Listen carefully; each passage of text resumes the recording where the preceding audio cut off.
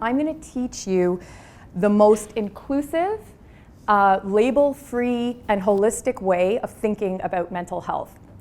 So what we have here is a continuum. Across the spectrum, we have serious mental illness on the left and no signs of mental illness on the right. Top to bottom, we have optimal mental health and poor mental health.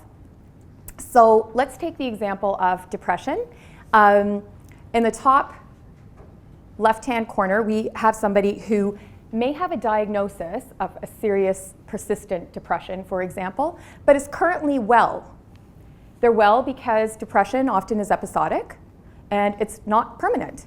Mental health is not binary. So you don't have it forever. You're not protected from it forever. In fact, we know that for sure. It's not something that you either are it or you aren't it. It's actually not at all that. So you can have the diagnosis of depression but currently be well. You can be maintaining your mental health. You can be thriving, resilient, doing well. And so, and then we move to the lower left hand, and you can have the same person who has a diagnosis of depression, for example, who is currently unwell, who actually is currently experiencing poor mental health. Maybe they're having an episode of depression, maybe it's circumstance,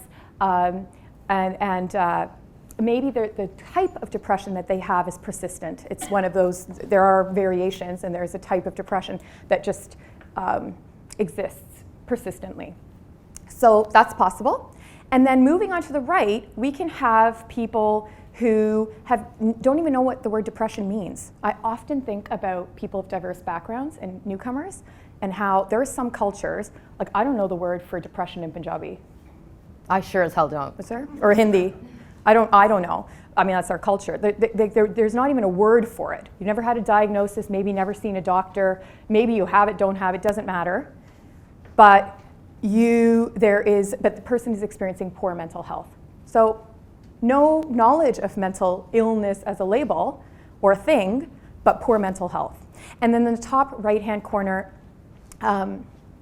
you see people that have optimal mental health and have no diagnosis of mental illness, for example.